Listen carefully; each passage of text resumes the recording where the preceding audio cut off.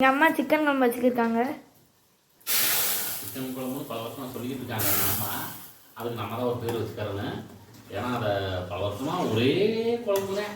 அதில் மிஞ்சி போனால் என்ன செய்கிறேன் ஒன்றும் இல்லை.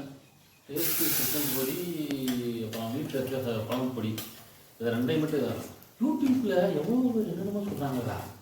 அதாவது சிம்பிளான குழம்பு, சிம்பிளான குழம்புனா உலகத்துலேயே சிம்பிளான குழம்பு அதுதான். 2 minutes மேகி மாதிரி. ஏன்னா 2 பொடி தான் போட போகிறா.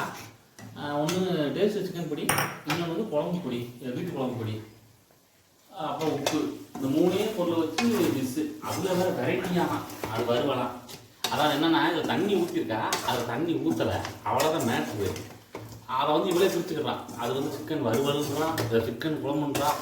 ஆனால் அவங்க அம்மா மாதிரி பேர் வைக்கிறதுக்கு யாரையோ கூப்பிட்றாங்க பேர் வைக்கிறதுக்கு. உங்கள் அம்மாவே கூப்பிடலாம், அட்டகாசமாக பேர் வைக்க. அது என்ன சிக்கன் வருவலாடா, அந்த கட்டுறாய்க்கு சிக்கன் வரலாமா? அது அங்கே பாரு, பார்க்குறதோட சரி, சாப்பிடக்கூடாது. பின்னாடி வந்துடு, இதையும் பார்த்துரு. இந்த கட்டுறாய்க்கு சிக்கன் குழம்பு தண்ணி இருக்குது, தண்ணி இல்லை, அவ்வளோதான். போதும் போ.